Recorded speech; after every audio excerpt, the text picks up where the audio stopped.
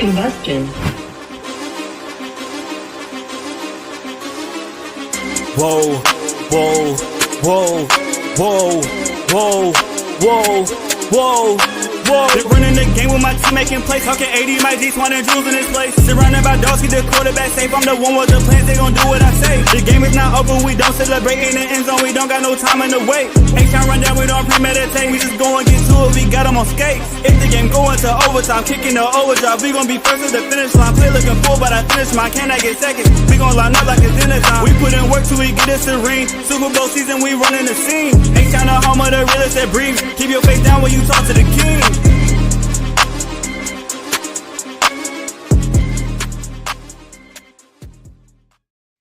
What up, y'all? Welcome back to another episode of the H-Time Rundown. This is your boy AD, and I'm coming in and got my co-host in the building. We got Mike G, and we got Mr. Jules. We got Set the Trend, Don't Follow, Behind the Trend.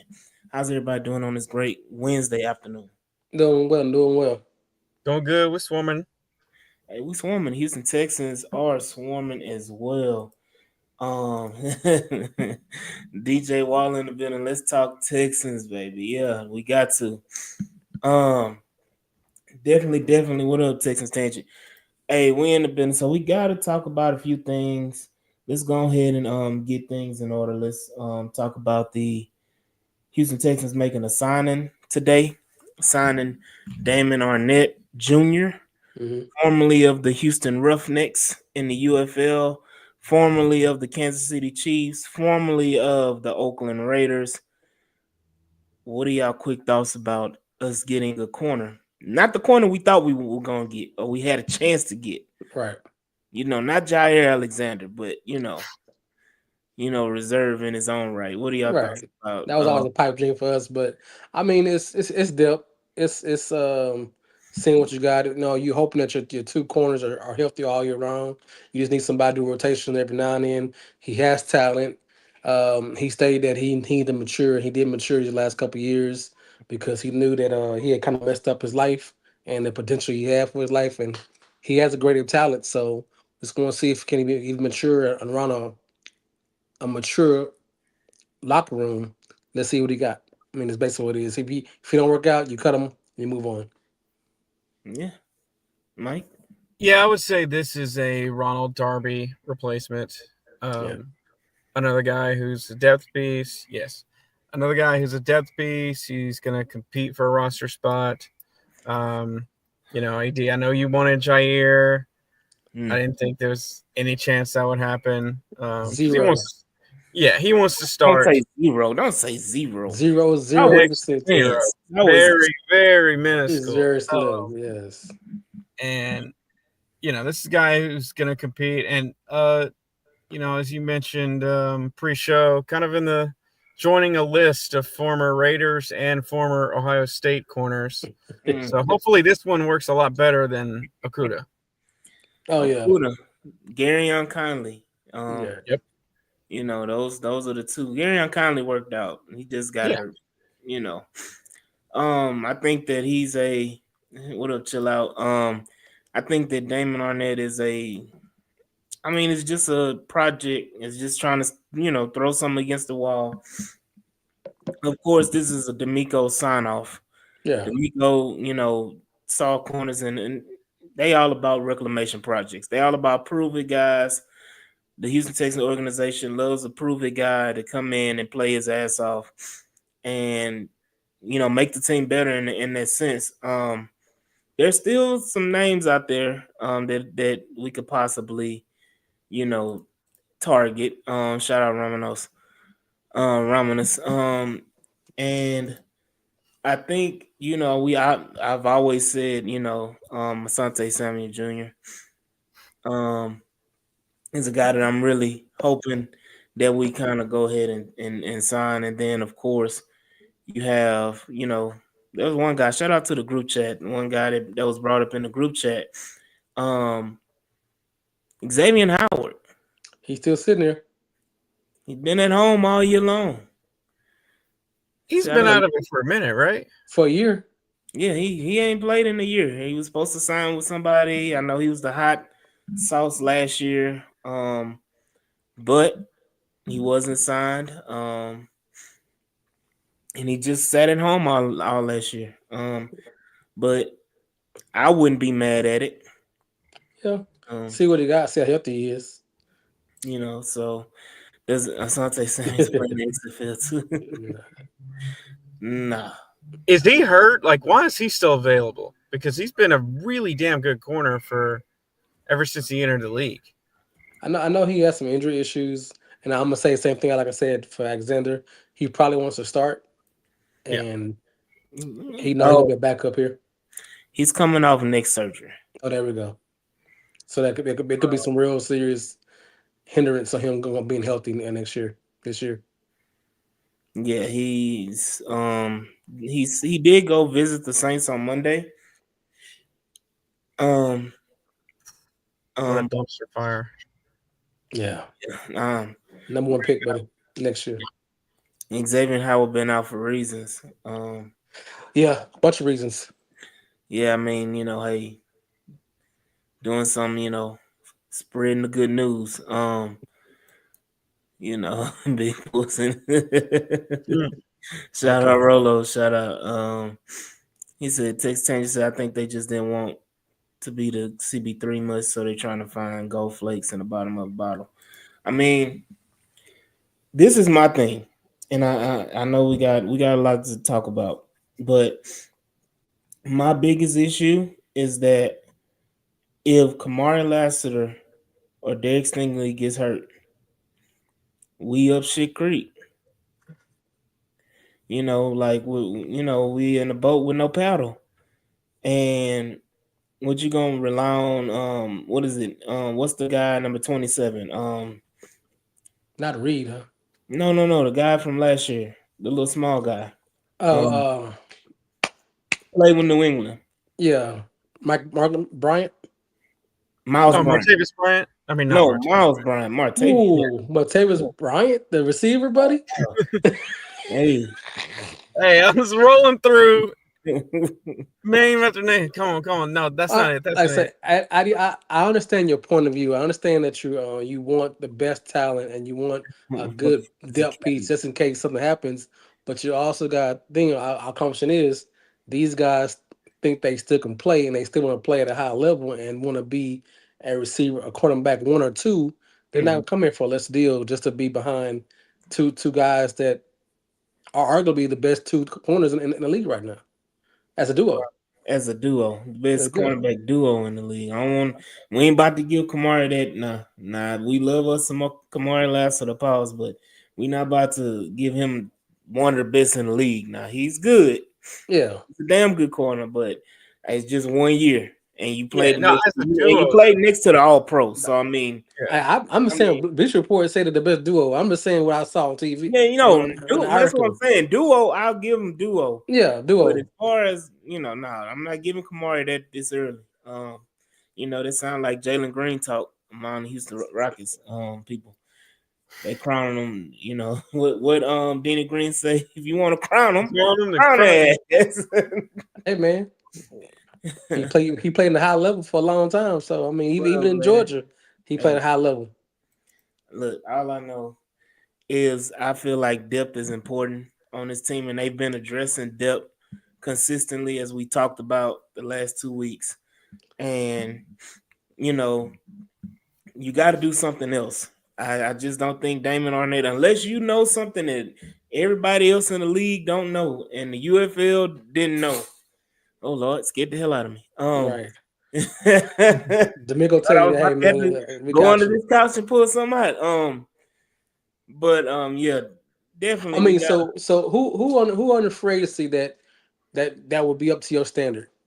I mean, it's Asante Samuel Jr. With the neck problem, you don't know what he got though. Clearly, there's a bigger issue than just him want to be somewhere. If he has a neck injury and no one's really touched him, he's not really going nowhere. But it's not a leg injury. It's not a hip injury. It's not an arm injury. It's a freaking neck injury. And his second half of job is tackling with his shoulder. And guess what? Bam, his neck. Look, paying double for Jimmy Ward that someone did for Jair Just But saying. I mean, they Well, they this have is this is the thing. Again, he's gonna be cornerback 3. right. So he's not gonna be on the field a lot. He still got to pass the physical. And I think that's the biggest thing. I think once he passes physical, the amount of team is just gonna line up. So what you got, Mike?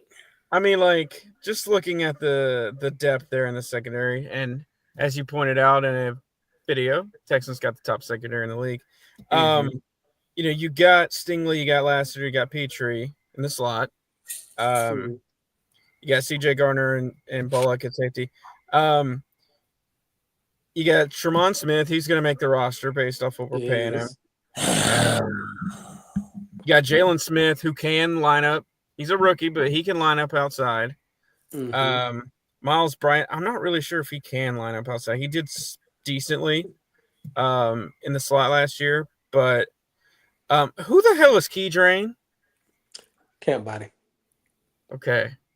I think he was a future signing one end of the year last year. So the future contracts, yeah. Keith Sweat, nobody. He gonna be one of the first one. They get the good. Oh, let me find it. Hold on, let me find it.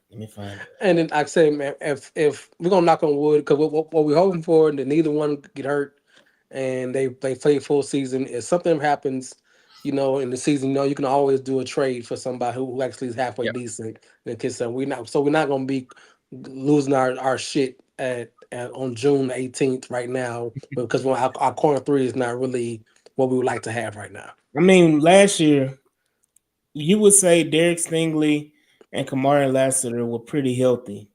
Yeah, pretty healthy.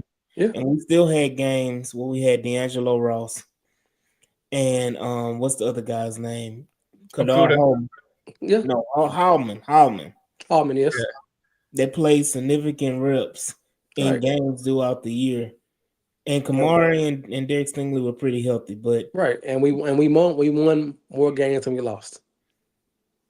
And we was a good team this last year. We added more depth, we added more pieces. I mean, what do you want for June 18th besides a Tony Samuel who's a neck injury? It's almost Juneteenth, so I'm just saying, but I want to be black. But it's also we still got OTAs, we still got training camp preseason. Somebody might get cut, and that's halfway decent, and we'll sign them and go move on. We'll see, but I'm just pointing this out right now. As much as everybody want to talk about it, I feel like cornerback depth is going to be something to watch for this team. Yeah, I agree. So Brandon said, should we do a mid-off season cap space breakdown one episode? I mean, hey, we ain't starving for content like that. Nah, man. In Texas Tangents, I want players to stop retiring and going to jail. I mean, speaking of jail, one former Raider just got out of jail. Henry Huggs. Yeah. They call him Mr. Rubber. Rubber meets the road. I'm not touching that one, sir. I mean, hey, you never know. You want to talk about a reclamation project? Oh my God! If Henry Ruggs was on the 4-3, Brandon, we got $15 million under the cap right now, according to sources over the cap. So there you go, your off-season mid-season report. But as we're talking about the roster as currently constructed, it has been what up, Chris? What up? As we're talking about the roster, it has been built for success. As we talked about last episode with Nick Caserio. We talking about Damon Arnett, kind of sound star. Hey, we just hold on. First of all, they signed somebody. Yeah. Anytime they sign somebody, we announce it, and we talk. And this topic is talking about cornerback 3. We did not spend a hell of a lot of time talking about Damon Arnett himself. No. So let's get that straight. But yet you typed it, Brandon, and you're here listening to us right now. So man, just let's go, okay? Hey, Brandon, a faithful supporter. I know. I know why you talking shit this afternoon. Cause again, it's Juneteenth. You got to be black. Oh my God, let's go. So, as we were talking about it, Nick Caserio has done a great job building this roster into the contender that it is. And I would say top 5 roster in the league. Mm-hmm. And right now, we're at the point of what can Demeco Ryans do? Mm-hmm. What has he done so far? How did he get here? First of all, how did we even get Demeco Ryans? How did we look up after being the dumpster fire of a franchise that we were with so say incompetent owner, Correct. a GM On the hot seat. on the hot seat who couldn't do nothing without the almighty savior Bill Belichick. Mm-hmm. So like what are we, how did we end up in that lucky position to get Demeco Ryans? And I think it all ties into the first 2 points that we talked about. Talked about ownership. Yeah. It talked about, Cal and Hannah McNair and especially Janice McNair reaching out to get Demeco Ryans, bring him home.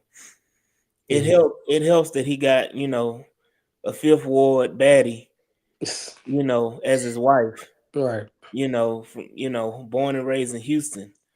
Ruben is still asking for the chair. You talking about the chair, and then Mike is still on the run, y'all. Yeah. I mean, if it were up to me, we would have played the video last Friday. But oh Lord. Chris says, as long as we keep size the corner, I'm good with the sign, and he'll stay healthier than Jair. We'll see. We will point. See. That might be a good point. Hold on, the football guys looked down on the seat and said, "Here you go, Houston." That had to be it. I mean, it was really a perfect storm between a lot of situations for us. Mhm.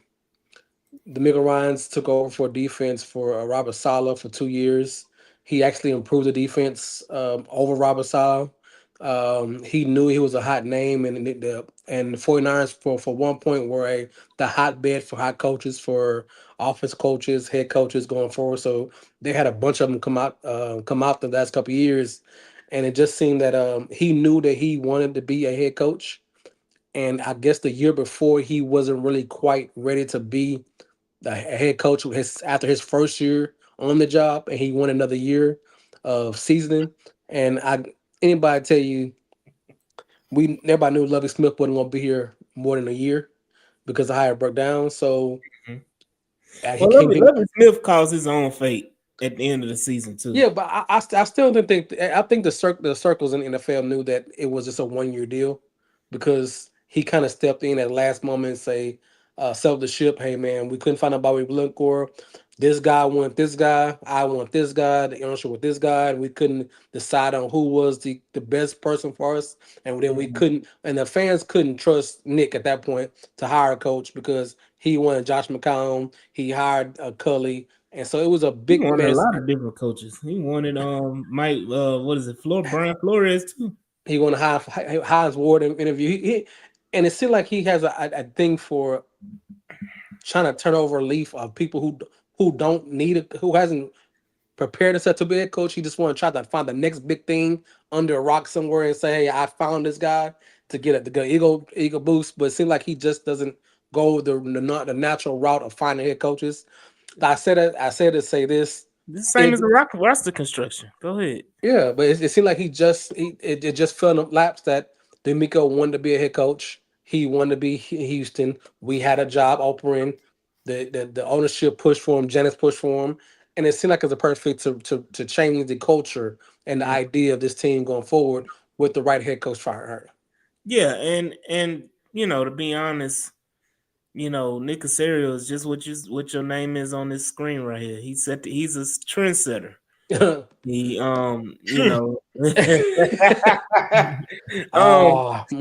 but definitely let that go. definitely you can say that Nick Caserio and Demeco Ryans are they both, like you said, they both have something to prove. Mm-hmm. And I think when you look at it from a distance, when Demeco came in, this team wasn't as much of a reclamation project as most people thought. Yep. The team had Nick Caserio was able, and I said as we tanked 2 years with Nick Caserio, and David Culley and Lovie Smith, we were competitive as hell. There were rarely blowout games for the Texans during those 2 years. We may have had a one here and one there, a couple, but it wasn't like a consistent. We getting beat by double digits. It was always close one score games or one possession games. In the game scenarios, we were always in games going into the fourth quarter, and it kind of got away from us every game. And I mean, look at year one. Hell, we thought we were up to something before what's his name got hurt. What's the boy name? Tyrod Taylor. Yeah. If Tyrod Taylor doesn't get hurt against the Browns, what is our record that year? Because I believe we beat the Browns. Tyrod Taylor always nosedives towards the end. Let's not give Tyrod Taylor like he's actually Geno Smith type quarterback. Let's not do that. Tyrod has never shown in his whole career to be a full good starter and that he can play all year at the high level. Let's not do that. All I gotta say is we may never have had the Davis Mills enigma or a story if Tyrod Taylor doesn't get hurt. But Tyrod Taylor is always gonna get hurt. Some bizarre things happen to him, and then he crashes towards the end of the season. Hey, one of the most unluckiest athletes ever. Yes, but like I said, as far as the roster concerned, from those 2 years to what Demeco inherited, it's almost flip flopped almost 100%. At least 85% been changed over. Let's go into the roster he inherited. When he came in, the Texans had the number 2 overall pick and the number 12 overall pick. Right, and 33, but and number 33, which was a first round pick because the Dolphins forfeited a first round pick. So it was actually pick number 32. It's only 32 teams in the NFL. So it was shout out Chris Royal, who would still argue from heaven right now.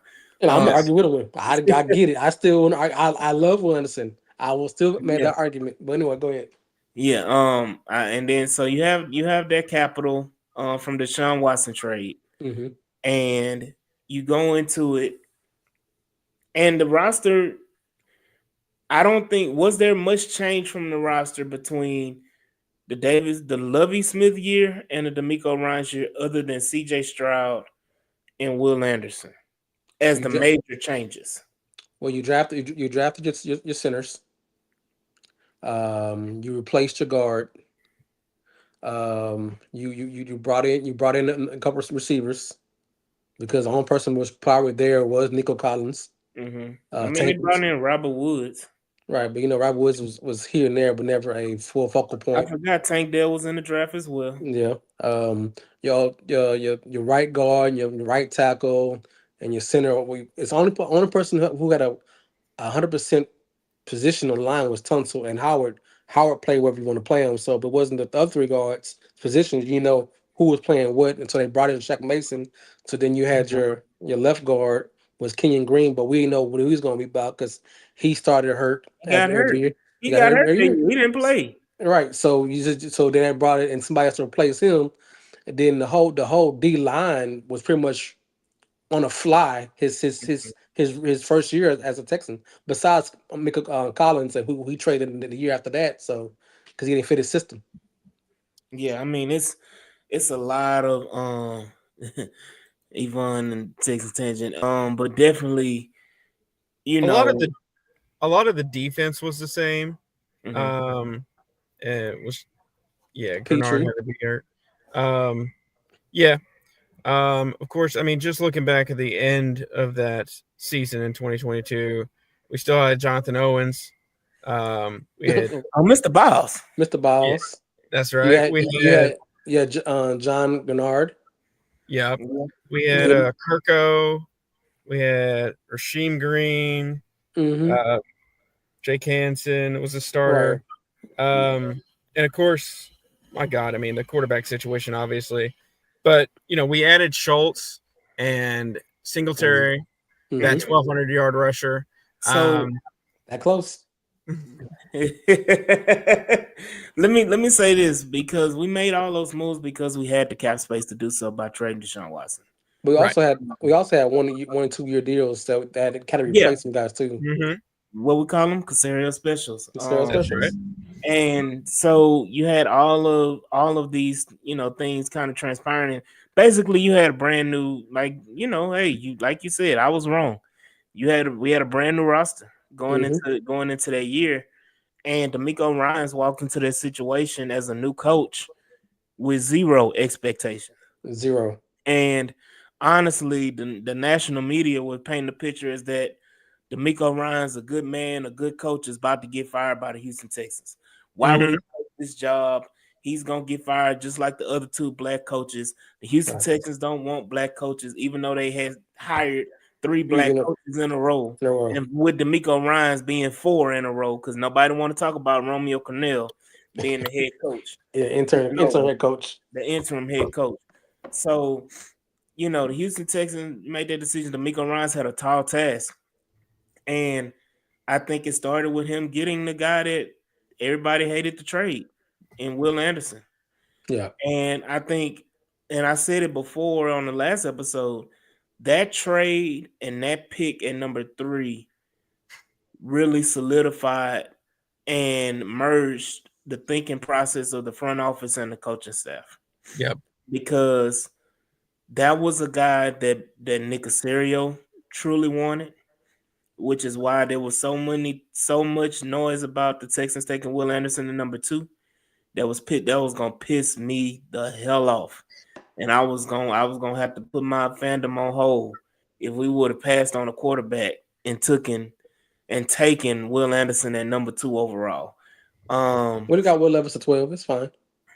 Yeah, I mean, no, hell no. And honestly, and I say that when it happened, if the picks were reversed, if we had made that trade for CJ Stroud instead of Will Anderson, I don't think anybody complains of bats an eye. No.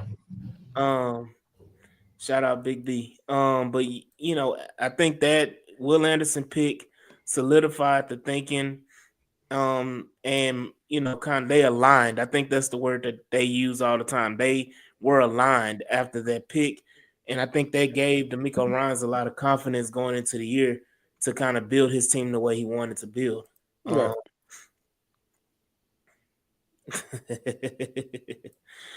Nah. Unless you're talking about on special teams. Special teams and wide receiver 5 and 6. Yeah, nah.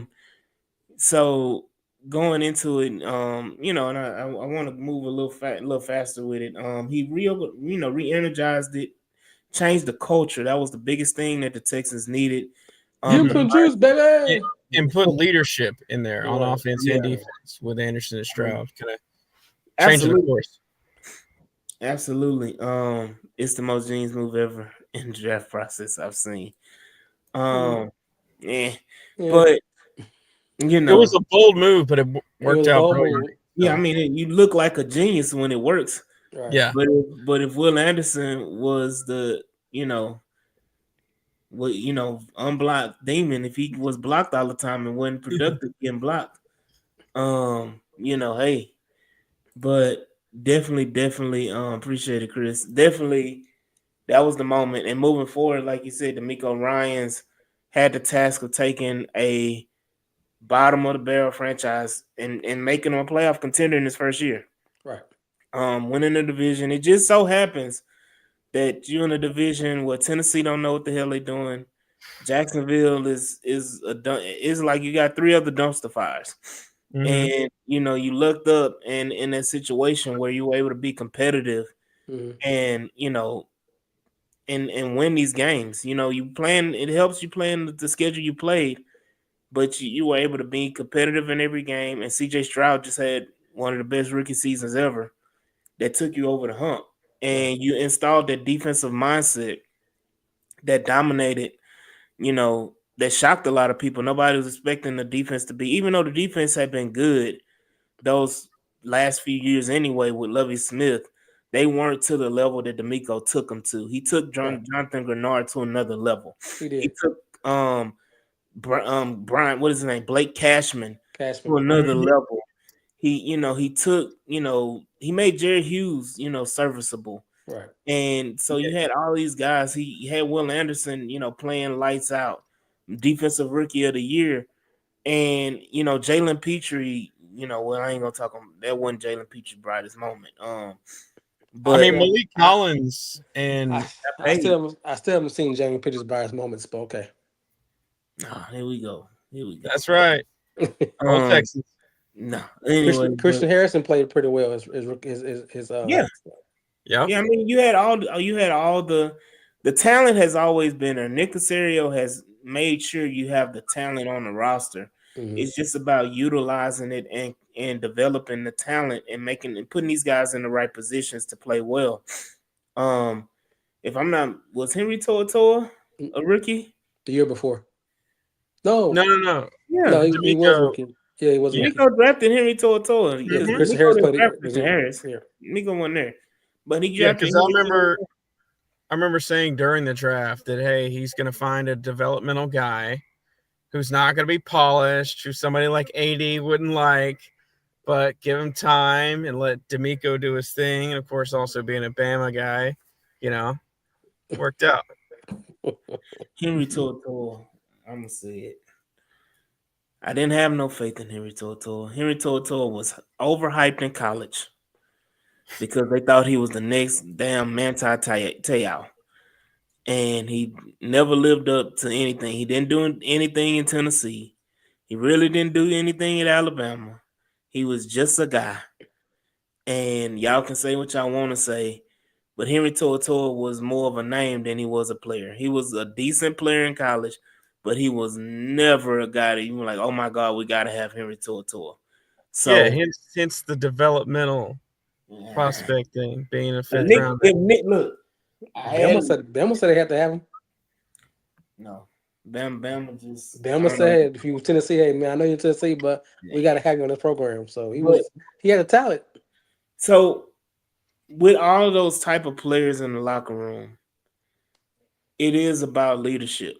It is. It is about getting leaders on the team and on the field, and and let To'oTo'o make it. Let Tutu. It's about getting leaders on the field. I think bringing in team captains was a big thing for Demeco Ryans and drafting team captains. 18 of them. And again, that's leadership, discipline, and being a former player really helps because now he's not that old. Demeco Ryans is just 40. And at the time we hired him, he was 38 years old. CJ Stroud, when we drafted him, he's 21. Demeco Ryans was still playing football when CJ was in high school.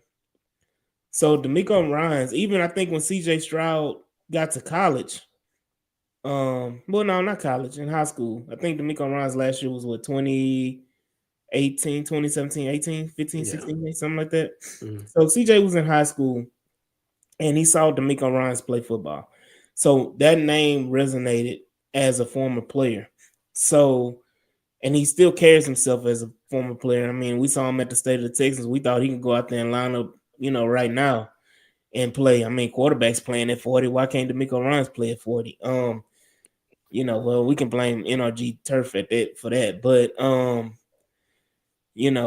regardless is that he resonates with the players in a way, and that's what that was the reason we hired him for sure. And then that's the reason why he was so highly sought after is because Demeco Ryans is a very, very energetic, relatable coach on all levels. 2015 was his last year. Okay, I was in there. It was in the range. I know it was in the teens. And so again, I think that benefited the Houston Texans his first year. Right. And go ahead. Yeah, I mean, he's infectious. He's outgoing. He practices what he preaches. He's somebody you can follow, and leadership is not just somebody I can bark out orders to, but it's somebody you can follow. And it seems like people want to follow him. His players want to follow him. The players do what he asks. Don't question leadership because he's been there before. He knows what tool days mean. He knows what workout mean. He know how to put your all into. He knows how to get to the league. He know how to stay in the league. He knows how to win the achievements because he was rookie of the year as a second round pick behind was it Mario Williams in the Mhm. draft. So he knows how to be coached up and to be the leader he need to be and to put the effort into it. And then when he went to the 49ers, he didn't start as a just we know Demeco Ryans as a player, we're gonna start you off as position coach. No, he started at the bottom. He started as a quality engineer or quality coach and Mhm. worked his way up and been through that. And they seen He him rose quickly. right. He He seen how rose he quick. and the players that he coached with other 49ers, they all loved him. It was glowing recommendations for everybody. Even the guy he replaced was saying how great he was. So Mhm. and once you have all those pelts in the wall and those references called people for jobs, the players have to respect you, and they seem to follow him and just go down his road and say, okay, let's see where he leads us. And so far, it led to for the Texans two back-to-back AFC Championship games, titles, Yeah. AFC South. Yeah. I mean, again, like you said, he came back the following year after leading the team. That everybody say, oh well, the Texans just surprise team. CJ Stroud had one of the greatest rookie seasons at the time, and you shocked the world. You just Yeah, shocked a lot of people. Now you go into year two, and guess what? The pressure's on. You yeah. got to repeat. You got to do it again. And Demeco Ryans came out and did it again. I mean, you go in Nick Casario and you add even more talent. You add a Stephon Diggs. You add a Daniil Hunter. You Mhm. you go, you say, you know what, F it. Let's go and get it. Let's go and make the run.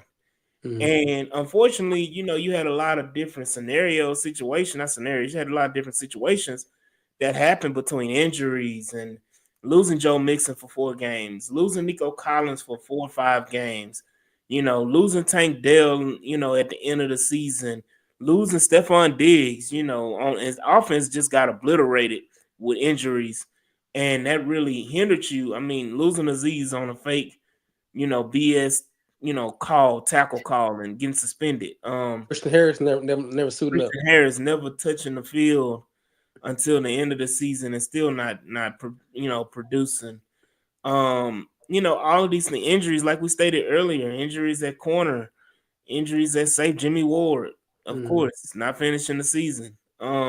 Every year. So, every year, but you had all of these different things, and you still were competitive in every game. You had a chance to win every game, and you look at it, and I'm like, the Texans came back and still won the division again, dominated in the first round of the playoffs again, and here we are again. And this time, in the first year in the second round, you can say, you know what, they struggled, and it wasn't a good look. And if because that was Baltimore, right, in the cold.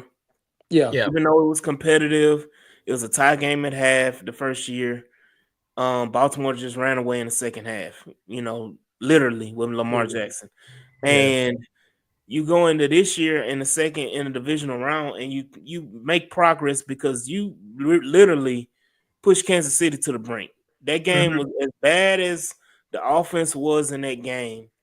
You still were able to put Kansas City against the ropes Yep. and have a chance to win that game because of how dominant your defense was. So yes, Demeco Ryans did a lot of good things in year two, especially repeating success. Stacking days is something that he always talks about. He stacks seasons. Right. And so I think the biggest problem was Bobby Slowick, Jules' favorite person in the world. Now, Jules, I'm telling you that he caught me off guard when he told me this pre-show. I was like, nah, brother, we can't talk about Bobby Slowick in his light. He's enemy number one amongst the Texans fan base. But you say you gonna defend Bobby? Well, I defend Bobby to a point. My biggest situation, because we all know we talk about how great Demeco was and what he done for the system, for the city, for the system, but he did make some mistakes. He did make some coaching mistakes. He did some things he need to improve on. And my biggest takeaway from him was hiring Bobby in the first place. And I said earlier, well, I understand that everything that Kyle Shanahan touches offensively, everybody's doing, oh, dude, they do great, they do great, they do great. But when you hire a guy that don't have any experience on any level at coaching, not just being a passing coordinator or a running coordinator, you don't have coaching experience. And to be your first job as a rookie head coach and then a rookie OC, you really need to set him up for success. And the only reason I defend him is I thought it was a bad hire from the get go. I thought that was a better hire since you could done. I think they should have had a better um, job interview for experienced OCs because you knew you was drafting a rookie quarterback. You knew you didn't really have a center. You knew your head coach was a rookie head coach, and there's a lot of things that an experienced somebody on your staff been experienced would help it out, and then you're a rookie head or a rookie quarterback. So him hiring Bobby was my biggest mistake. His mistake to me, and I ain't like the fact that he hired him. And I think that his loyalty kind of got the best of him because they kind of uh, grew up in the ranks together and kind of handshake deal. Hey man, I got you. If I have coach, I got you. And then when everybody was talking about fire him, we were saying fire him last year. Mm-hmm. Mhm. We was hoping that he would get jobs because a lot of us saw the inability to score in the red zone. We saw the bad play callings. And everybody want to say that it wasn't his fault that Tank Dell got hurt on goal line, but you gotta know your personnel. You gotta know the responsibilities of everything, and you know what can happen if you put a 105-pound receiver on the blocking D ends and D tackles on the goal line. It's just by on top bodies. So when I said that I defend him the fact that he didn't change his playbook from year two to year one because he didn't know how to. He didn't have enough coaching experience to change a playbook. All he knew was what he knew from the 49ers. That's all he had.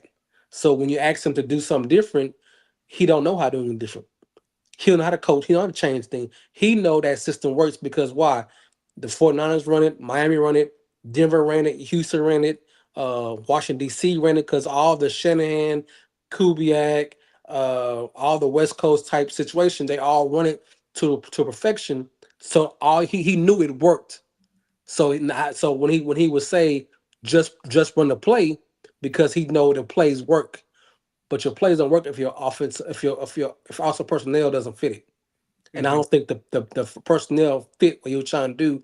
And then you didn't have a lot of leadership on the offense line and in the offense side to really command what you're looking for. So I think he should have been fired last year, but he couldn't fire him because he was a hot name. But Mhm. to say that he wasn't bad, he was just inexperienced. He needed a couple years of coaching, either receiving position, quarterback position, assistant offensive coordinator, something to get his skills up and get his knowledge up. He just didn't have it. So that's my sound on defending, but D'Amico it's still D'Amico for hiring in the first place. I Yeah, think D'Amico should have fired him halfway through the season last year. like you said, he shouldn't have hired him in the first place. And that I understand that Bobby Sloak is your boy and everything like that, but if you have a rookie quarterback, you can't have a rookie OC. Right. It doesn't work out. I mean, you look at Jaden Daniels, and What do you say, Mike? Like you about to say a pause to that?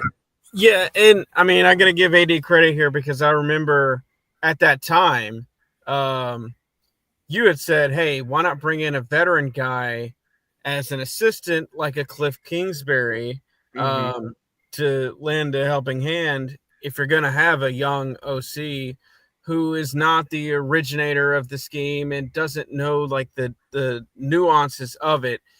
It's almost like you have a system quarterback. Well, he was a system coordinator, and um, but he didn't know how to really change it to where it would work and avoid being predictable all the time, where fans of opposing teams are like, "Hey, it's second down. It's going to be another screen."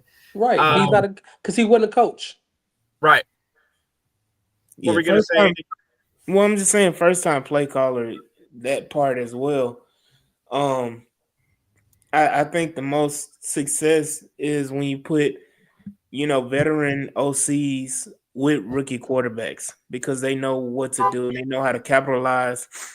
They know how to capitalize on their weaknesses and put an emphasis on their strengths. Right. Who's the OC in Carolina? Oh, they had three of them. They had Thomas Brown at one point. Yeah. They had This last year, right? no, Thomas Brown Well, was there. Canales came from Tampa as the head coach, but Right. It wasn't Thomas Brown. I saw they had, oh, it was who was the head coach? The head coach was Frank Canales. something. Huh? No, last year was Canales. Oh, Canales, yes. Yeah. Well, no. You talking about Bryce rookie year? It was Frank Wright. Yeah. It was Frank Wright, and then it was the OC. I think wasn't it Josh McCown? No, he was a quarterback no, coach. he was on the staff, but he wasn't the OC. Who was the OC though? Oh shit, we don't know. They went to so many coaches the last couple of years. So, but that was saying, and people want to bring up Jane Daniels and how great success he had, but you had Cliff Kingsbury, and people could say what they want to say about Cliff Kingsbury. He's still a very good offensive mind. His Cardinals didn't fail because his offense wasn't good. He didn't have a good enough quarterback, and then they couldn't stay healthy, and the defense wasn't that great. And they keep saying, "Oh, he throws the ball 100% time." They had a very good running offense while he was down there too. So he was to me was the number one choice that we could have got here, but we didn't have him because we had a handshake deal with Bobby. So with that being said, we all know that we was hamstring with the offense. Demeco Ryans still coached up the defense because the defense was better did last year than it was the year before with new pieces. So we know that he can coach and he can steady getting better. And we like the fact that we saw improvement, even though one side of the ball didn't improve. Yeah. And by the way, it was Brad Idzik. That was the OC Yeah, still is. in Carolina. He was the OC with Frank Wright. Oh, well, last year.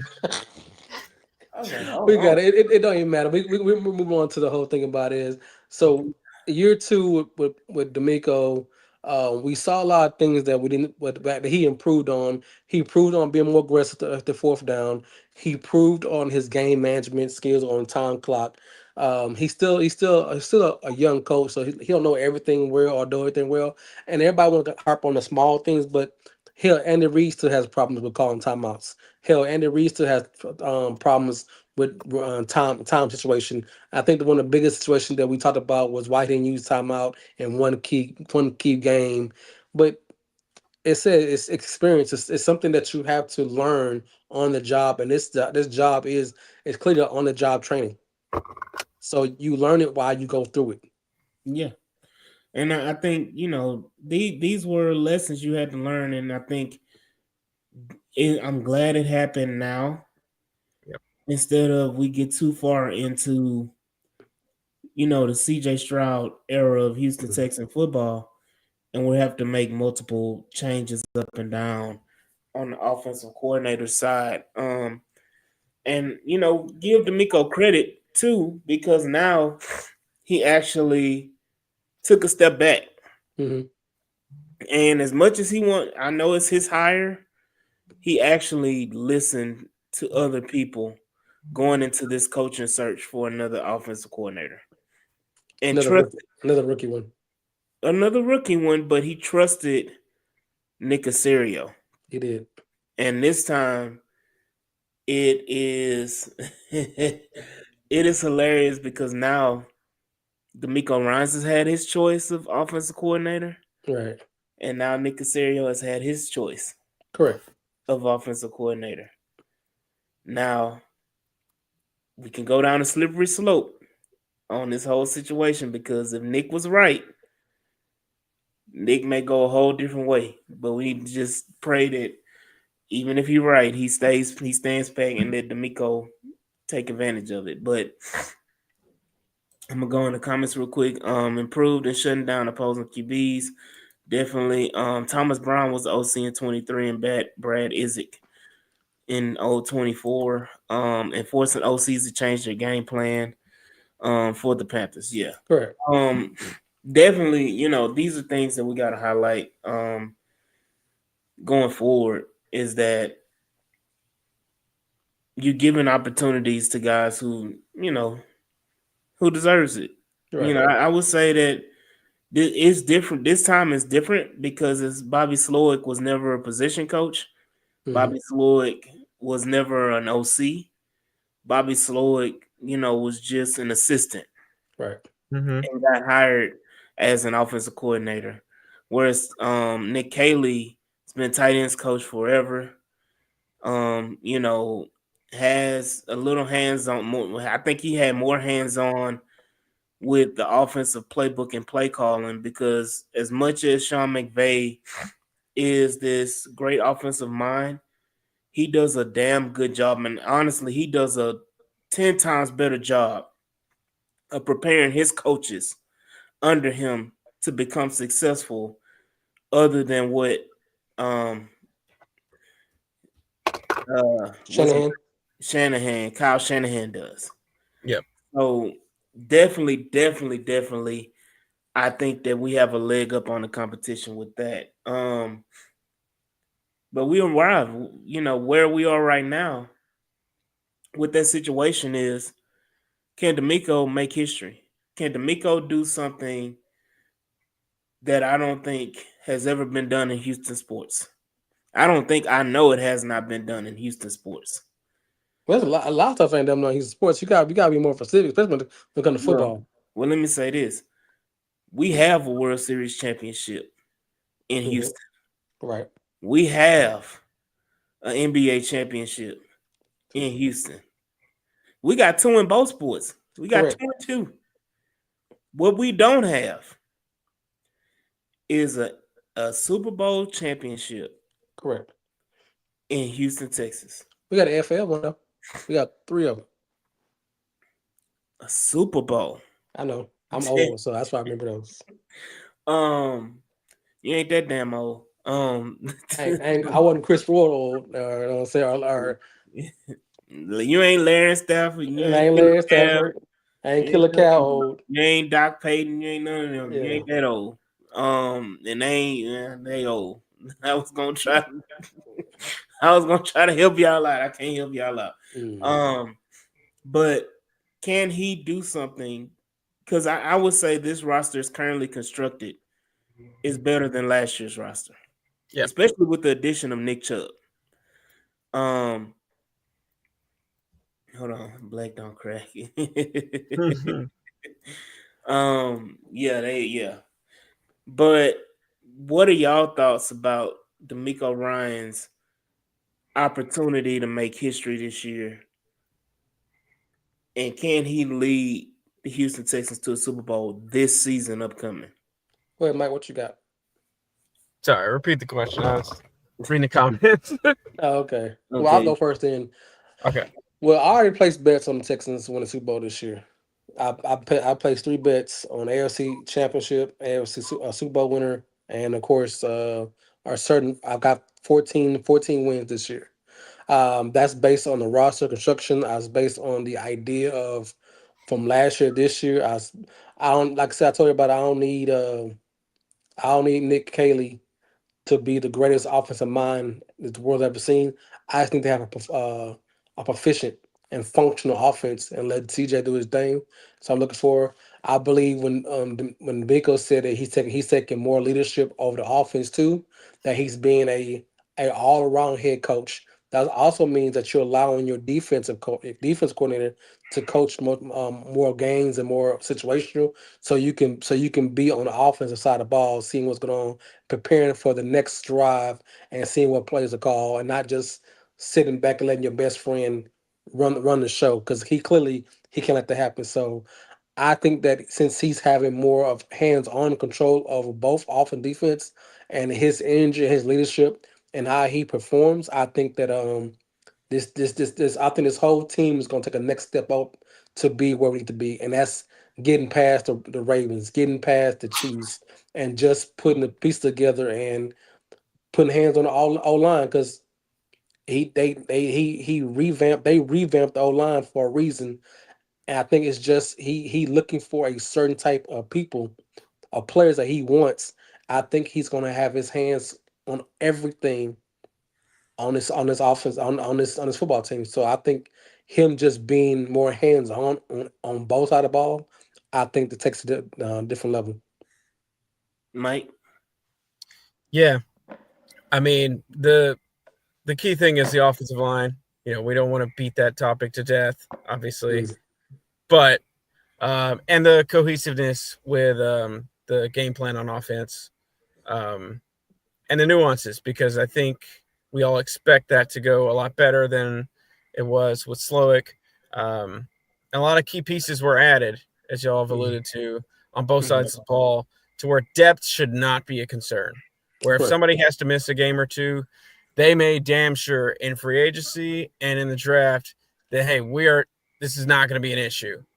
If Jalen Petrie has to miss a game, hey, we got Jalen Smith back here, as an example. So I'm not concerned about the depth anymore. I think, especially the receiving core looks really, really good. So yeah, I think we can go the distance. And as you mentioned, AD, I think Nick Chubb, if he's healthy, look out. Defenses are going to be. I think they're going to play the type of game that Demeco Ryans wants to play as a defensive coach. Whereas on offense, score points, but do it in a controlled fashion. Meaning that be able to turn it on and flip the switch when need to. Be able to, if you need to get in the shootout, be able to have a type of offense that can put up points as needed, when needed. And also be a type of offense that if your defense is going crazy, like in the Detroit Lions game, where you're getting 5 interceptions and turning the ball over left and right, being an opportunistic defense which the Texans have been the last 2 years with Demeco Ryans, can you hand the ball off and control the clock and just get out and make the game easy? Right. I know a lot of people want the Texans to be flashy and want to be putting up 40 points a game. And I know we was going crazy last offseason talking about we think the Texans can average 30 points a game. CJ Stroud throwing 5,000 yards, 3 1,000-yard receivers, all of these different things. But this, having a successful season as far as offense is concerned is just being able to control the game and manage the game. And it's not that bad of a thing to say, especially if your defense is dominant. Right. I think we have the best secondary in the league. I think that our defensive line is tops in the league. I think that Azeez Al-Shaair is an underrated linebacker. I know a lot of people not high on him. I know our boy Terrell, with Tony Snow, y'all know him as Tony Snow, part of the group chat, that he's not high on Azeez. But Henry To'oTo'o is back. Christian Harris is supposed to be healthy coming back. What does that linebacker room look like now? And then again, like Mike said, you brought in a lot of depth on the offensive side of the football, which is what we needed. You drafted another tight end. You drafted 2 receivers. You brought in, 2 other receivers that Rolo was talking about with Braxton Berrios and Justin Watson. You brought in competition for John Mechie and Xavier Hutchinson. And you brought in relief for Joe Mixon, because let's be real, when Joe Mixon got hurt, our run game was lost. Right. Our run game was lost. We didn't know that you put a lot of pressure on CJ Stroud to actually have to carry us throwing the football, because we couldn't manage a functional run game without Joe Mixon. And you got that in Nick Chubb now. So I mean, you've done everything possible to position this team to be the Super Bowl contender that it should be. Um, it should not shock fans, Texan fans, or NFL fans that the Texans make the Super Bowl. I know that the Ravens make the flashy moves, but the Ravens are perpetually not getting over the hump. Right. Um, I think the Ravens' two Super Bowl appearances. Well, let me say this: they haven't made a Super Bowl since Lamar Jackson been a quarterback. No. Since Ray So, Lewis. I don't know if that's a Lamar Jackson thing or if that's just who the Ravens are right now. Is that the Ravens currently constructed aren't able to get over the hump? Well, it's a Pat Mahomes thing. Well, That's it. I mean, Pat Mahomes is stopping what the whole AFC from going to championship. And what I think what Demeco Ryans is going to do different this year or improve on, I think with the with addition of Gardner, I think he might be a little more aggressive on blitz packages because mm-hmm, he knows that his five guys and six guys in the secondary can erase mistakes. So I think that he can be more aggressive on certain downs, knowing that his secondary is just that good. And that will allow him to more blitz packages and more stunts and more take chances when you have guys that can go get the ball. When you have Hunter and you have you have that a Terminator with the mm-hmm, speed and the strength to not play it safe all the time and go get it because you have your foundational off your defense that can cover mistakes up.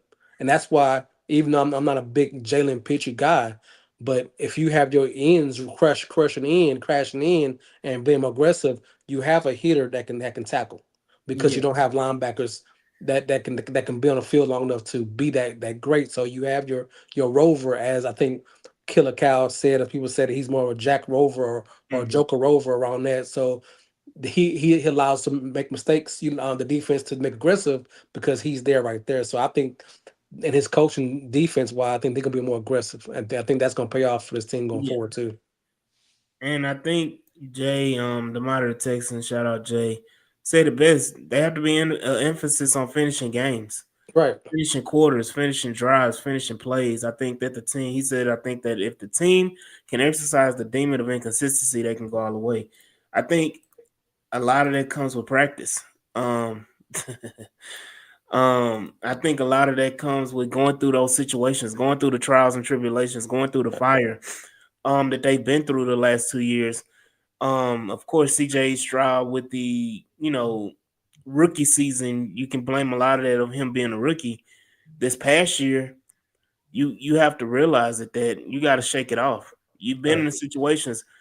I mean, let's be honest. The season looks totally different, and we probably playing in NRG if we win that Packers game and if we win that certainly, freaking Lions game. right, Yeah. If we win those two games, we're playing at home in the divisional round.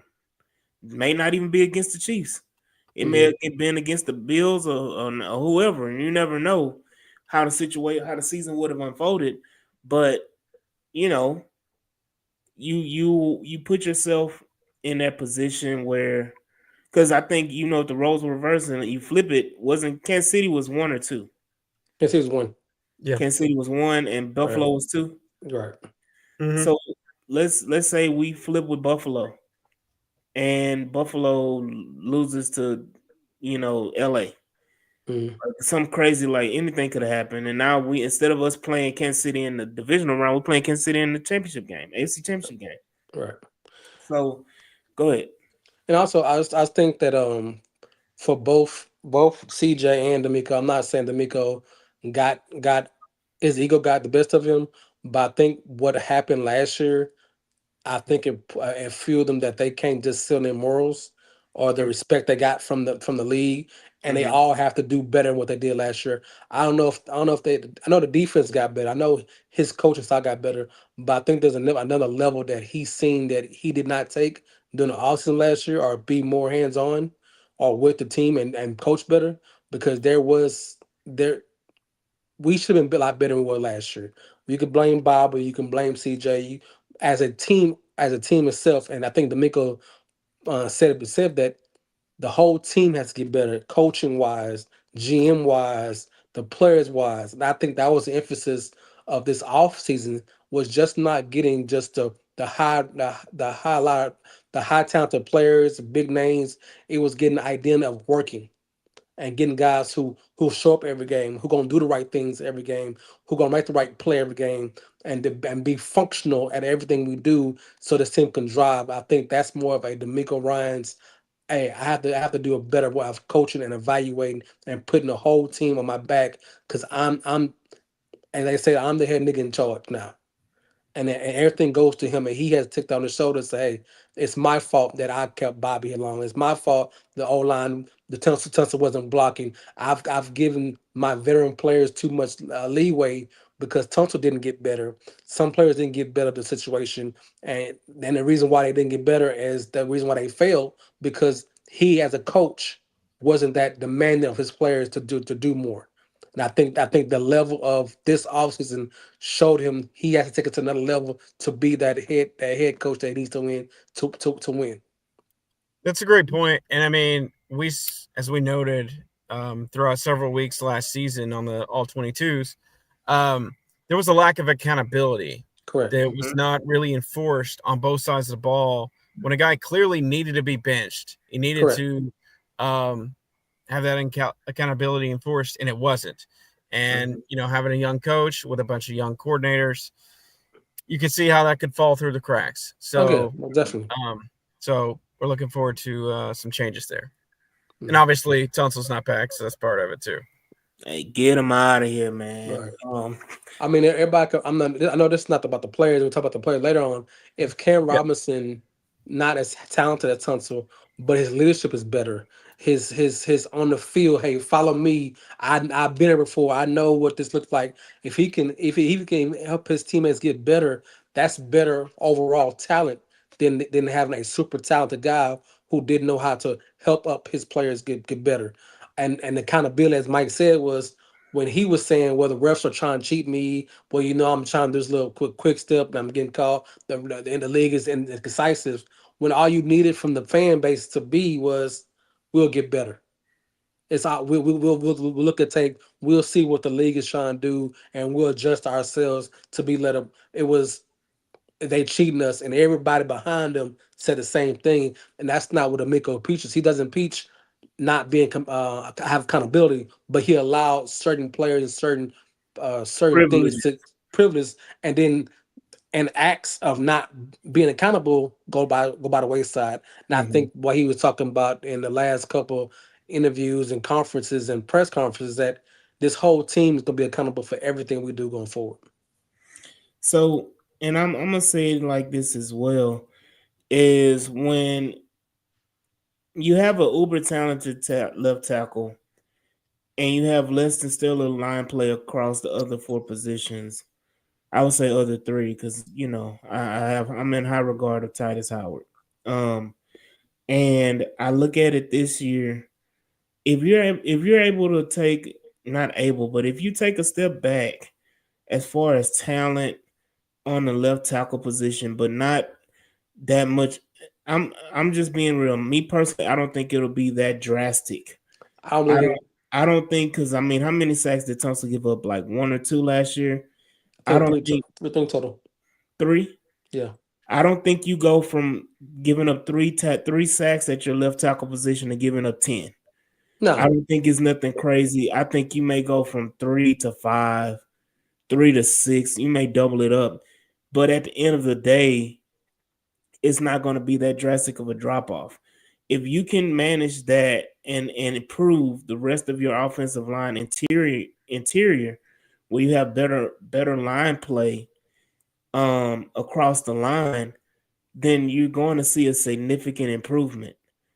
And even on top of that, if Cam Robinson is clearly a better run blocker than Tunsil was, and you knew that the defense knew if Tunsil was gonna block, he wasn't gonna give you a great effort. If Cam Robinson is 1 times better than at run blocking on that left side, the run game is that much better. So you are adding on every level. If he's just a good to above average left tackle, that makes the whole line better. And like I said, and it's more about what Demeco Ryans wanted as a or as a staff, as an organization, as a locker room, he want guys that's gonna play. Mm-hmm. And not and we over talked about the shoes, the Christmas days, the Christmas shoes, all that stuff. He want players that want to ball out because Yeah. that's what he did. And if and you have to understand that you have to look at he had to look at all last year, all of year four, and what stopped him and his team from being the better team. And some players have to go. And if it doesn't fail, if it does fail, that's on Demeco Ryans, but he tried. He's trying to create the culture and continue the culture of having great players Mm-hmm. as a great team to go forward because that's what Kansas City is. Kansas City got Pat Mahomes, but Pat Mahomes wasn't great last year. The team was great. The Mm-hmm. organization was great. The teamwork was great. Mm-hmm. And that's what you need to win games when your team as a whole is great. Tom Brady is not the greatest quarterback statistically because his arm is great, because the team is great. He puts the teams over his back by doing the little things extra because the team does extra. He demands, and that's what I think that Barrett said before that he wants CJ, and this is going a little bit tangent. He wants CJ to demand better from his players, and Mm-hmm. and him and Demeco can't be everybody's buddy. They have to be leaders. They have to be leaders, and they have to ruffle some feathers every now and then to get the best out of players. And that's the thing that I think we'll see more of, that he's in people's face more because he's not just that friendly. And we know we don't know how friendly he is, our player coach he is, but there's a different level he needs to take as being the head nigga in charge on this team and really going forward. Sorry, Yeah. Mike. You got anything, Mike, before I go? I mean, I need to remind everybody to like, share, and subscribe. Y'all already know what it is. Go ahead and hit that banner right there. Y'all go and do your thing. I will say this: Demeco Ryans has installed we talked about culture and we talked about expectations.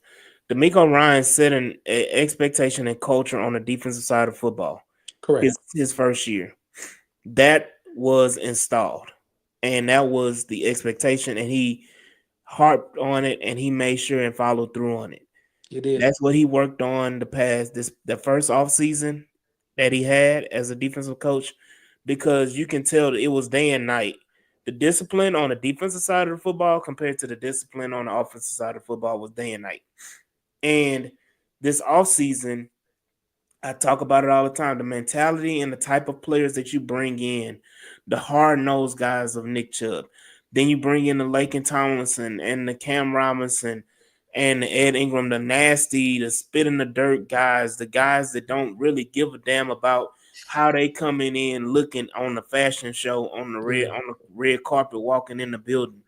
They're not on Instagram going crazy, showing their fashion, showing their shoes, trying to get brand deals from clothing lines and trying to be, fashion designers and all that type of stuff. Like trying to instead of setting a trend on the field, you're trying to set a trend on social media. And but look at his D line guys. As your point, them D line guys and D tackles, they the dirt players. They're not fat. They're not fancy. They just they trying to play. And I think that's the point you're trying to make on the offensive side of the ball. Yeah, this season is going to show the offensive side of the football mirroring the mentality of the defensive side of the football. And I think when you have that alignment, just like Nick Caserio and Demeco Ryans have that alignment, once you get that alignment, you're going to see the Texans in the Super Bowl this year. And there's no doubt in my mind we bringing home a Super Bowl championship to Houston, Texas. And I'm telling you right now, people, if you thought them riots in LA and California were bad, if you thought them riots around them, the protests around the country were bad, I'm just letting you know right now. We ain't gonna be that bad, man. Come on now. Downtown will be burnt to the ground. It ain't gonna be. Hempstead gonna be okay. They gonna burn. It's not Philly. They gonna burn Katy. They gonna burn the Woodland. Nobody gonna burn Katy. They gonna burn Baytown. They gonna burn Mo City. They ain't gonna burn. They gonna burn Sugarland. I'll tell you this. We'll never shut up about it. I'll tell you that. Oh, we will be the most unbearable fan base in the world. I can't wait. I'm telling you now, don't say shit to me. I will point on my finger and say, here we go. I'm getting all the replicas. Give me all the replicas. They say, hey, you right. With that dirty ass water in Galveston, they will find a way to burn down Galveston with that dirty ass water. Me say Tomball going to be a wasteland. Hey, hold up now. Cypress, bye. Hey, Spring, bye. The list goes on and on. Hey. He said he's not gonna burn the Tuscaloosa. I see, Corey. I mean, this makes sense. We ain't gonna burn down Tomball. We ain't gonna burn down Cypress. Come now. Hey, it's all going down. Let Houston, Texas win that Super Bowl. Burn Humble, it's fine. Hey, no, hell no. We gonna light fire. City gonna be lit of fire. But definitely low key would be. Oh my god. Oh my god. We not look. Thing about it is, we gonna win another one. Right. We ain't gonna be one and done. They say Silly gonna be shouting like they in church. Look, I'm telling you this right now. We win the Super Bowl. When we win the Super Bowl, we ain't done. No. Kobe Bryant said the best. Job's not finished. What LeBron say when he went to Miami? Not one, not two, not three. We gonna run it back. Right. We gonna run it back and we gonna do it again. And I'm telling you this right now, it's destined. The Houston Texans are destined to win a Super Bowl, and it's gonna be lovely because we would have won a championship before them funky ass Tennessee Titans and them funky ass Jacksonville Jaguars. Right. And you can't tell us nothing. You can't speak on Houston Texans name without saying Super Bowl champion. Right. You can't talk about CJ Stroud's legacy will be secure. He's a champion. And gonna get paid like one too. Right. And hold on. What year did Russell Wilson win his championship? Year 3, didn't it? It's 2 or 3. It was 3. If I'm not mistaken, it was year 3. No, I think it was year 2. Y'all tell me if I'm wrong. I think it was year 2. I thought it was year 3. Mike, you supposed to be looking it up. So, I mean, if everything plays the way it should, and I think that's what the organization and this little series was to talk about the organization, the GM, the coaching. We'll do the players sometime in the next couple of weeks about where we at going forward and the roster build up. But I think if everything is what we think this team is going to be, and I think everybody is projecting even organization, because what Hannah said, we're getting new jerseys, new rival jerseys next year. It's already been reported that the Texans are moving fast with the trying to find a headquarters to be world class.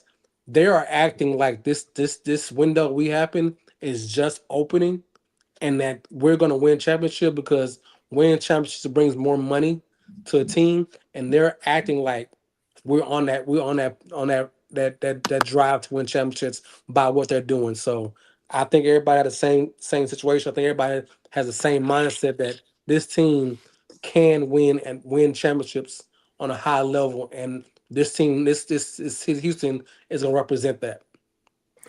Absolutely, and I can't wait till they move and get the training camp out of NRG. I would love it. Give us more parking. Yeah, I was wrong. I was trying to correlate. I was trying to make a point. So what year was that? Year 2, right? Year 2. But CJ Stroud about to get it done, man. He about to get it. Nick Haley is going be the best thing for CJ Stroud. Demeco Ryans is going to continue his dominance as a defensive mind. Right now, he's already establishing himself as one of the greatest defensive minds in the league currently. Mm-hmm. The way he's able to make game plan defensively, even with injuries and backup players, he's still dominant and effective defensively, which shows his prowess as a defensive coordinator. So we just, we're there. we're there. I believe it. Y'all ain't gotta believe it. I believe it. And I I'm believe going right there. I'm gonna take a month off from work. Y'all playing. I'm taking a month off. I'm going on leave. I need FMLA. There you go, sir. I look. Believe in it. Yeah, I know what bag you believe in. We're gonna leave that alone. I mean, but like, that shirt Mike got on. since you brought up the Seattle Seahawks and Russell Wilson winning championship. Also, if you go back to the Patriots when they first championship with Tom Brady as a young quarterback, they're both were led by defenses. Their first couple years until that quarterback developed the necessary to lead the team. And I think we're in the same situation of having our defense lead our way and our offense making enough plays until CJ becomes that superstar we're looking for, and Nick Caley's offense. So this offense, this team is run by defense, and I think we have the same correlation of the Patriots and Seattle going forward. What you got, Mike? What else does Seattle have? What, Legion of Boom? That's right. A dominant defense with Cam Chancellor, who really couldn't cover, but he can hit. Jalen Petrie. We need a name for the secondary. Yeah, the Texans hold him. Yeah, shit, no. That ain't bad though, Mike. That ain't bad. I mean, it's not my suggestion, but I've seen other people say Beyonce say Texas and ain't holding them. It ain't bad. I play Texas Hold 'em all the time. You know what I'm saying? I do like this, the kill zone. But you got to find something that's you got to be a little bit more PC with it. Yeah, the NFL let you do that to kill zone. They don't like to do the arrow. So yeah, I like Texas Hold 'em. Look, I'm gonna say this. Take that if out your comment. When we win the fucking Super Bowl, I'm not accepting none of this if. Ain't no ifs. So again, man, we got that's gonna be the next test. Everybody in the comment, we need to come together as a congregation, and we need to figure out a new name, man. Kills on won't work. Ain't no one hitting back there. I mean, you got Jalen Petrie. Hitting. I mean, Stingley can hit too. CJ Gardner Lassiter. CJ Gardner Johnson. Yeah. You got some hitters back there, but we got to find another name, man. We got to find. That's also Jalen Petrie missing some tackles too. Let's not just say he's a hellified hitter now. Let's not do that. Calm down. Say he's the only hitter we got. Hey, I gave him credit, but that's not overblown the credit, sir. Hey, again, we got to find a name for the secondary. Texas Hold 'em. I'm not doing that, man. And I ask you, you ain't the only one gonna come with the situation. That's trash. Texas Hold 'em was nice. That's trash. Why? Man, look, because whenever you see it, all people gonna think about is that Beyonce song. I did think about that too. See, look, look. Well, I mean, it fit. Texas Hold 'em. Beyonce, Houston. Put Beyonce with the Texans. Beyonce, last time Beyonce Houston. and the Texans got together, we had the shit show that it was on Christmas Day, and we're not doing that again. We let Beyonce do whatever she want to be. Let her be a Giants fan. Let her be a Jets fan. Whatever Jay-Z is, let her be over there. Beyonce, you can come do your concerts. You can come do that, but stay over there. Listen, man, I like it. I like it. Texas Hold 'em. Look, okay. Hey, look. No Beyonce, no Ted Cruz. Let's just... Yeah. Leave Ted Cruz where he at. Just let him come to Austin and stay in Austin and go all them Austin games. Okay. It's time to go, y'all. Texas. Yeah, it ain't Hold 'em. Nope. You right. Down. No. Just Let's right. go. Just because of that. Let's go. No, it's time to let it go. Yeah, exactly. Jules about to get us knocked off of YouTube and lose everything we got. Because Beyonce internet don't play none of that, man. But again, I'm just excited. Training camp is around the corner. Training camp for the Texans. I think the players arrive July 22nd. So a little bit, right about a month away. Jules will be the end. We about a month away before training camp starts, and I think we got joint practices with the Panthers.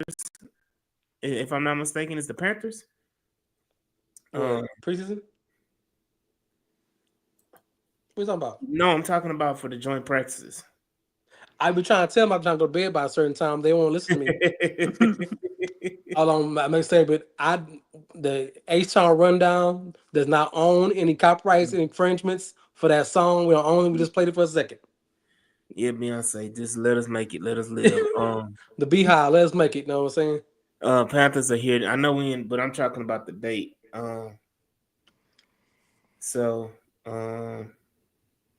We got time to figure out. Oh yeah, I'm just trying to think about it. So other than that, man, I know it's in July, but I'm looking for the joint practice because that's one of the ones I want to get to. We're gonna try to have Mike come down here for a joint practice. Mike gonna be here. Ain't no if ends but Mike gonna be here. Mike got a light too. Now Mike got responsibilities. Now Mike is on the run. Mike is on the run.